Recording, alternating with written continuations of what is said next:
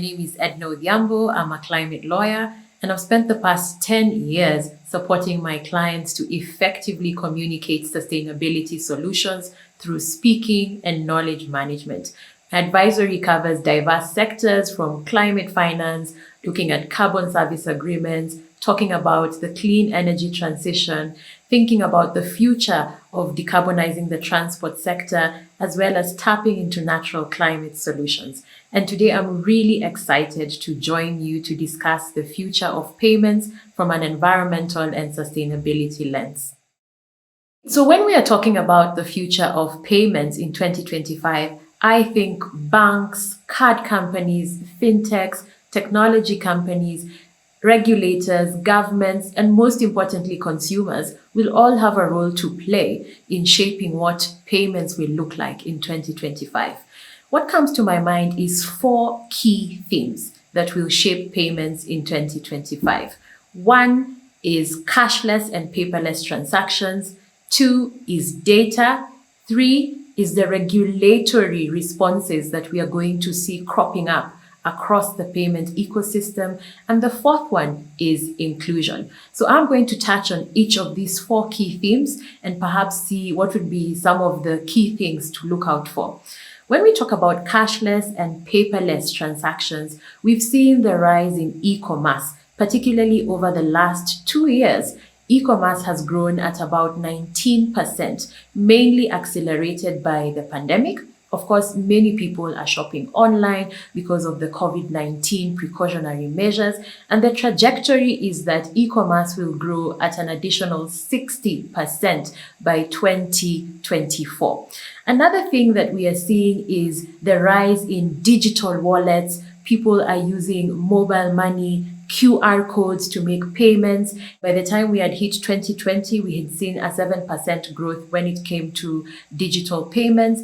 And this is definitely indicative that more and more people are moving away from paper money as we know it and embracing digital forms of payment.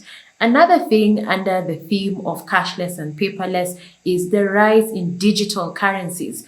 We are seeing quite a number of private sector-backed digital currencies come up and being accepted as payments across different sectors.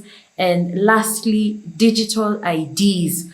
Literally, you can check into a hotel using your digital ID. You can purchase alcohol using your digital ID, or even show your driver's license using your digital ID. So definitely, I think cashless and paperless transactions will be a key theme in 2025. The second theme is the idea of data. Think about the rise in e-commerce and so many things happening in an online world. There is so much information being exchanged every day, a lot of sensitive information, from our credit card details, our home addresses for deliveries, our offices. And I can definitely think that people who are dealing with data analytics, artificial intelligence will play a critical role, and this will be highly sought after skills because of the amount of the information that is being shared online. Of course, with the increase in sharing of data, one must contemplate matters of cybersecurity, data protection and privacy, as well as consumer rights. And there's also great opportunity for those dealing in payment technologies. Think about the opportunities that can be leveraged from monetizing data and being able to appeal to certain consumer segments. In fact, banks say that 90% of the useful information that they have comes from customer purchases, because you're able to see who's buying what, at what frequency, at what time. I mean, it definitely opens us up to quite an exciting time where this data can be monetized, while of course considering matters of data privacy. These have to go hand in hand. And then this naturally jumps me to the third theme, which is the regulatory responses across the payment ecosystem. When we think about all that data that is being transacted online, people are sharing sensitive information, then matters of cybersecurity come into play. And also when we think about the rise of digital currencies, central banks will definitely be thinking about how to maintain their control over economic and fiscal policies in countries. So we've seen that almost 100 countries are experimenting or contemplating on developing their own central bank digital currencies. So definitely we are also going to see quite a number of regulations coming into play to be able to tackle issues of money laundering and fraud because of this rise in digital payments. Fourthly, inclusion. Payment technology has the power to reduce transaction costs and to be able to enable the growth of digitally backed economies. In fact, by 2024, the projection is that 80% of the world will be connected to mobile technology, mainly due to the rise of uptake of mobile phones in emerging economies such as Indonesia, Pakistan, and Mexico. And that means that millions of unbanked people will be able to transact without using cash. So when I think about digital currencies, we are definitely seeing the role of technology in enhancing payments and giving us different forms that we can be able to transact, moving away from traditional cash as we know it. When I think about the immediate uptake of digital currency, I do not think that digital currency will have such a wide uptake in the near future unless central banks begin to roll out official central bank digital currencies. The reason I say that is because, central banks would want to continue to maintain control over economic and monetary policies within countries, to be able to have regulation just to know the inflows and outflows in a country, and also to be able to guard against activities such as money laundering and matters dealing with fraud.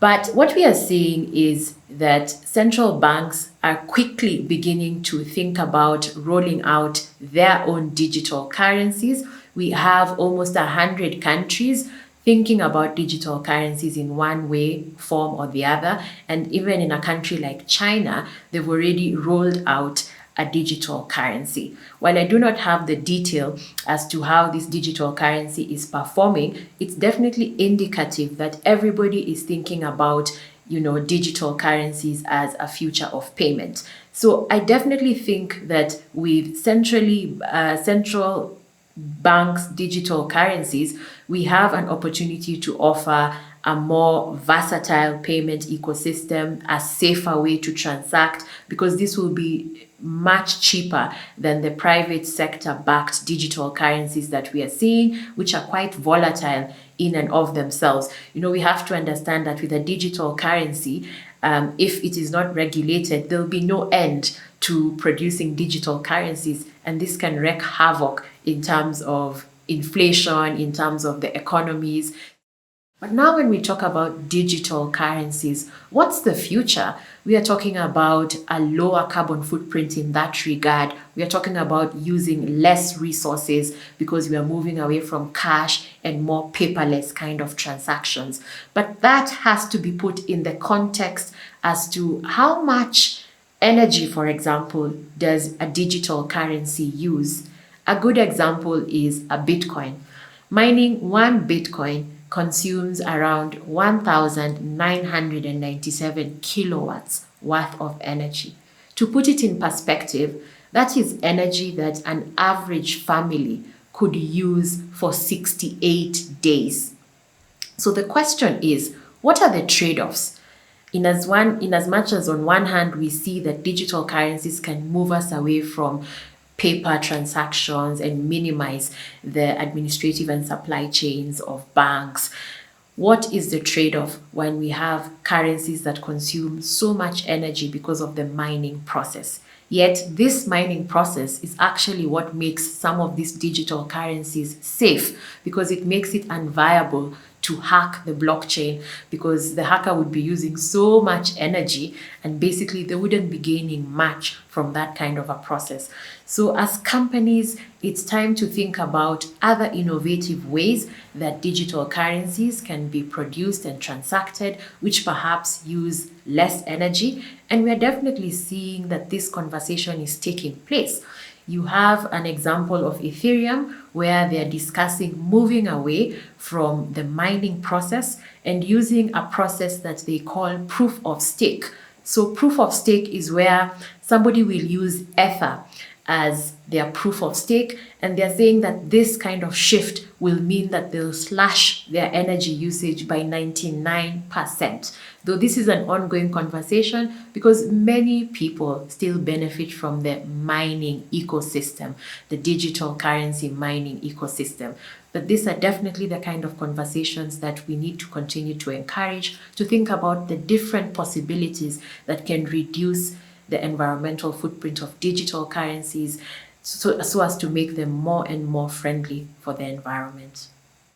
I think that many consumers are getting more and more aware about the power they have to be able to support companies that align with their values through their purchasing patterns. So when it comes to environmental sustainability, many consumers are getting more conscious as to the footprint of the products that they are able to purchase. So you see quite a number of people being more conscious about picking products that have perhaps less packaging, less plastic in their packaging, because packaging is something that we can easily see, and you definitely feel that perhaps a certain product has too much waste, too much plastic, so you go for something that you feel speaks to your values, and in that sense you feel that you've been able to do something good for the environment. What I would like to say is that quite a number of consumers would like to make environmentally friendly decisions at the point of purchase, but they lack the data. That is generally the feeling on the ground. They lack the data and the knowledge on what data to look out for. Even if the data was there, a consumer wants to understand what are some of the factors that I need to look out for to be able to make informed choices that can be good for the planet. And some of this data aligns to matters dealing with packaging, as I've mentioned. People would also like to know the sourcing of these products. For example, if you're using toothpaste, is the palm oil in your toothpaste from a deforested area somewhere in the Sumatra forest in Indonesia? You want to be able to feel that you are supporting sustainable practices. You are supporting a company that adheres to proper labor rights, respects human rights, as well as protecting the planet. So consumers need much more education and information at the point of making purchases, just to know which companies they feel will align to their values, or those that they feel they would like to punish because these are companies that are not doing enough to protect the environment. But beyond environmental and sustainability issues, I think there'll be two main things as well that will influence consumers at the point of making their purchases. The first thing is convenience. Even with the rise in e-commerce, we are seeing that quite a number of consumers want convenience. Convenience is at the top of the list. In fact, a study was done that showed that 25% of consumers abandon their carts, their online carts, if they experience some form of friction. For example, if they find signing in difficult, if the platform rejects their card, or if it doesn't have an integrated mode of payment, then they feel that, because of that inconvenience, they will not continue with that purchase. So I think convenience will be key. That customer experience will really shape how people will make their decisions. And the second thing will be data privacy. We are exchanging so much sensitive information online. Our credit card details, our home addresses, where we work. And because of that, people will be very conscious as to the web security. Am I on a safe website? Does this look trustworthy? Is this a place I feel comfortable leaving my information? So those are some of the factors that I too feel will influence consumer choices. Definitely, I'm going to say that consumer patterns when it comes to environmental and sustainability issues really varies. So there was a very interesting study that was conducted that found that men were less likely to worry about global warming compared to women, And apparently, they're also more apprehensive as to how green policies can be able to have a financial impact on them. And apparently, men have a higher carbon footprint than women. So, though this study was not really focusing on gender, these were some of the results that came out as to how consumers perceive environmental sustainability. And what we are able to see is that consumers will make choices based on their socio-economic values, based on the natural resources that their countries are endowed with, as well as their experiences with the environment. So a good example here is a case study that was done on fast fashion. I pick fast fashion because everybody can relate with fashion in one way or the other. And basically, fast fashion is the idea that we are buying so many clothes, more than what we need, and we discard them very quickly. And a lot of these clothes find themselves in landfills and basically just go into waste. And it's not very easy to recycle them, particularly because clothes are increasingly being made with synthetic fibers, which are not very environmentally friendly. So when we look at the fast fashion industry, we are seeing that fast fashion is contributing to 10% of global emissions. This is more than the shipping and the aviation industry combined. So fast fashion is very carbon intensive. Think about the natural resources which are involved. Also think about the shipping of these different clothes, and basically even the recycling resources that would be taken to be able to take care of all this waste as a result of fast fashion. But what we are seeing is that through platforms such as eBay, ThreadUp, RealReal, very many people are engaging in reselling items. So the idea that secondhand clothing is picking up, or buying clothing from charities and thrift shops, is really good, because secondhand clothing or reselling items is basically encouraging a circular economy where we are expanding the life of these items. We are using them if they're still in a condition that is, decent enough. So basically, the point I wanted to bring out with the idea of fast fashion is that because of this environmental consciousness, we are seeing that resold clothes purchased from thrift shops or charities are actually getting in more revenue compared to the clothes that are bought from retail stores. So for example, in 2021, these resold items or clothes that were bought from charities and thrift shops brought in a revenue of 36 billion compared to the 30 billion that was spent in retail stores. And the projection is that by 2025, resold clothing will be at 47 billion in terms of revenues compared to 40 billion from clothing that is purchased from retail stores, new clothing, that is.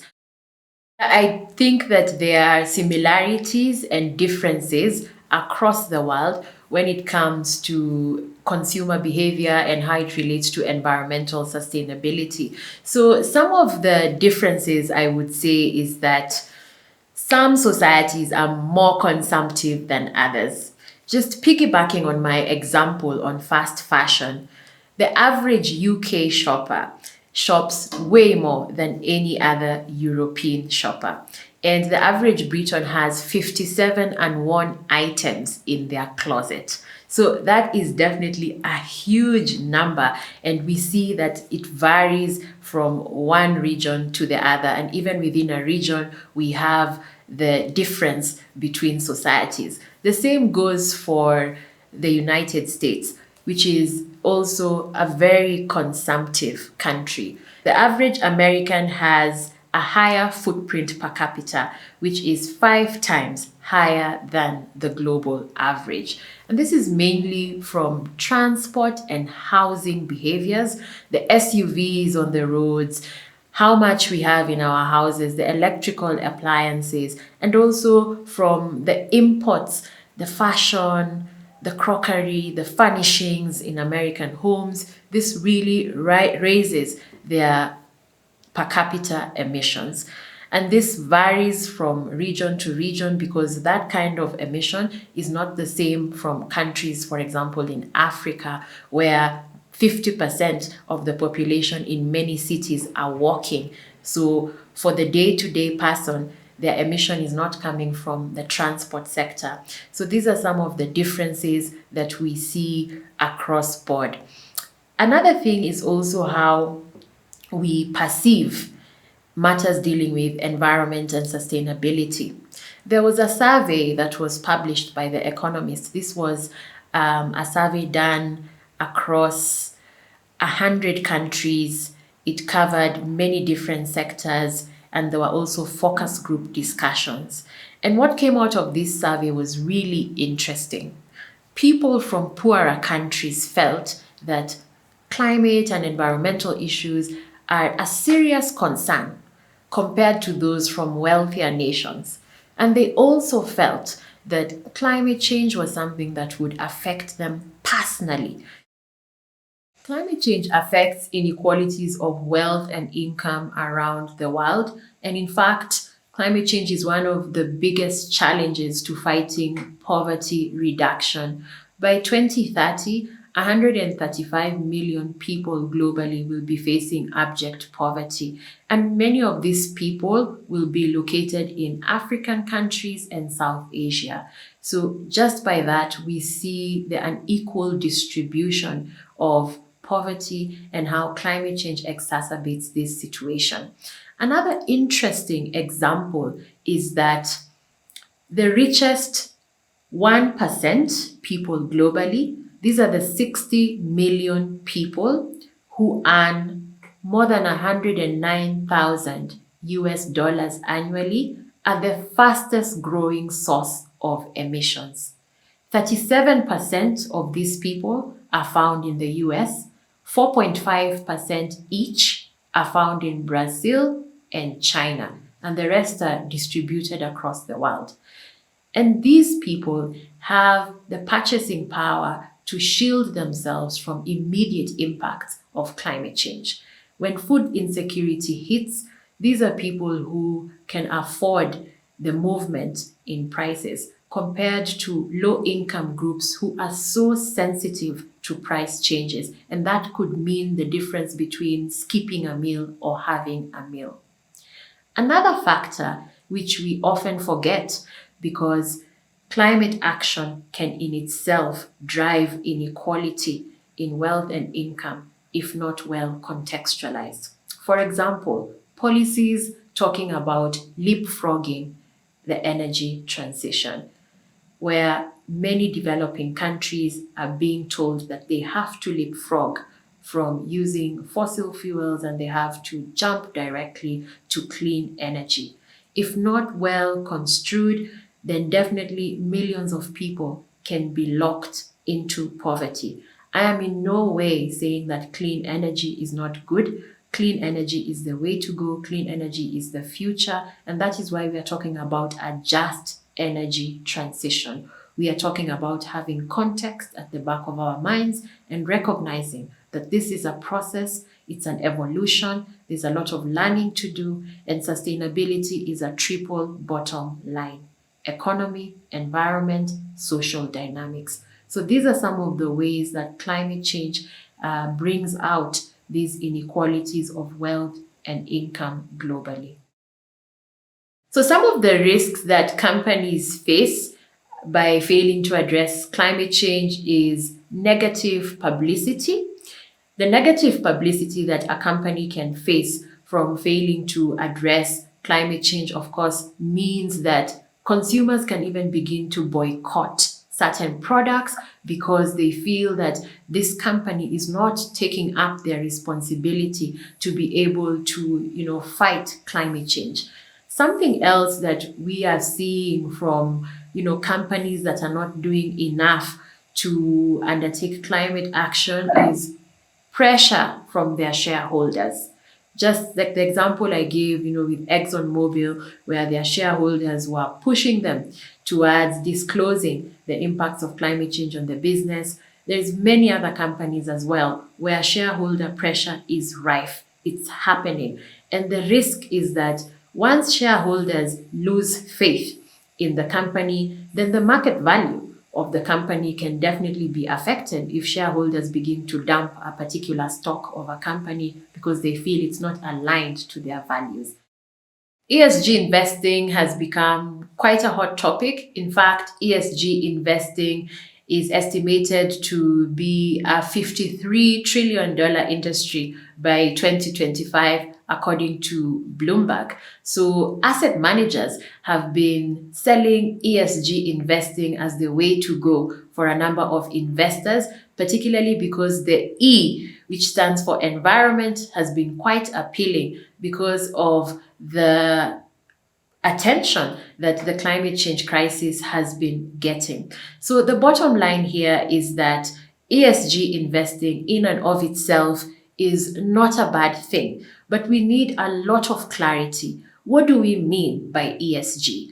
Combining the pillars of environment, social, and governance is quite heavy, and we have quite a number of matrices that companies are supposed to meet in order to be ESG compliant. So the big question is, how do we unpack ethical investing? What constitutes a sustainable investment? These are the questions on the table.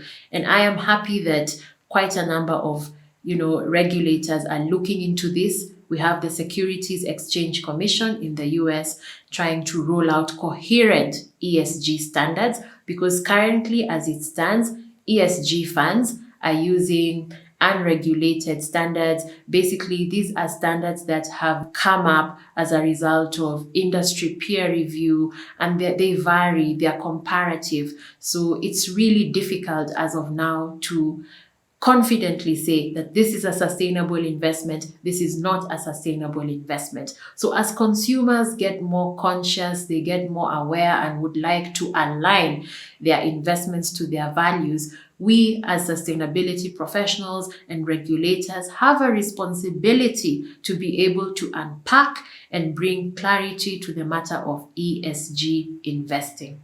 So the payment industry, like many other industries, are trying as well to unpack what ESG means for them and how they can be able to comply with ESG standards.